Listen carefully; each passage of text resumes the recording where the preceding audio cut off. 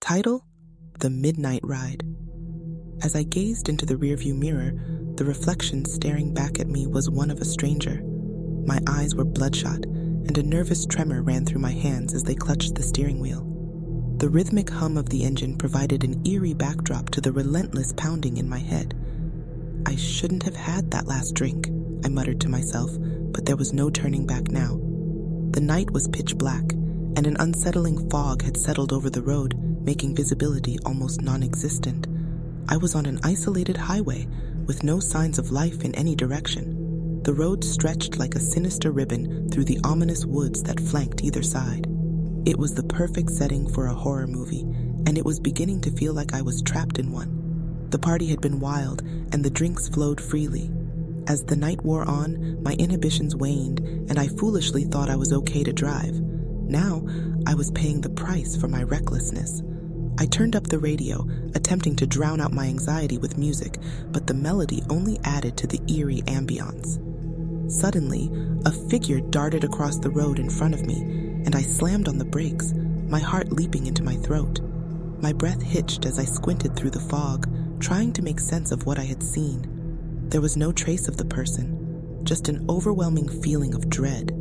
Brushing it off as a hallucination brought on by alcohol and exhaustion, I continued down the desolate road. The shadows played tricks on my mind, and I couldn't shake the sensation of being watched. The sound of whispers echoed in the silence, and paranoia consumed me. As I approached a dark stretch of road, I saw a silhouette of a woman standing by the roadside, her face obscured by the mist. Panic gripped me, and I instinctively swerved to avoid hitting her, but as I drove past, her figure vanished into thin air, leaving me rattled and confused.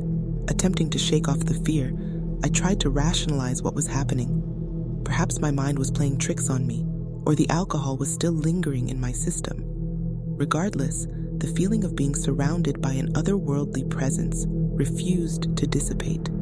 As the miles ticked by, I became increasingly desperate to escape the nightmarish situation. The road seemed never-ending, with each curve leading to more uncertainty. Then, the unthinkable happened.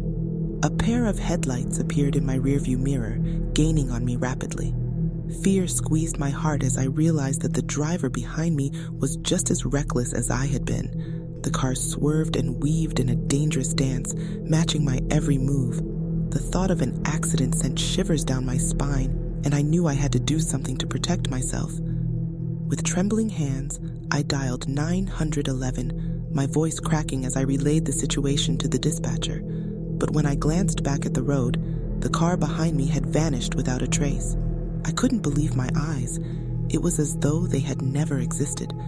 By now, I was on the verge of hysteria. I needed to get out of this nightmare. But as I pressed the gas pedal, a sudden force pulled me back, like an invisible hand gripping the seat. Panic surged through me, and I fought against the unseen entity with all my strength. The car sped up uncontrollably, and the steering wheel seemed to have a mind of its own. I was no longer in control. The whispers grew louder, filling the car with haunting voices that seemed to come from all directions. It was then that I saw it. A figure standing in the middle of the road, its eyes glowing with an otherworldly light. The collision was inevitable. The impact sent my body flying forward, and the world around me turned into a blur. The last thing I saw before darkness consumed me was the apparition of a woman, her face contorted with grief and anger. When I awoke, I was in a hospital bed.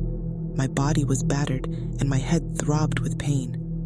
The police came to question me about the accident, but they could find no evidence of the car that had been chasing me. In the weeks that followed, I tried to convince myself that it had all been a hallucination brought on by the alcohol, but deep down, I knew it was more than that. I had crossed a line that night, and the spirits of those who had lost their lives to drunk drivers had come back to haunt me. From that day on, I vowed never to drink and drive again. The horror of that night would forever haunt me, a constant reminder of the dangers of recklessness and the price of one foolish decision. And as I shared my story with others, I hoped that it would serve as a cautionary tale, preventing others from experiencing the terror that had forever changed my life.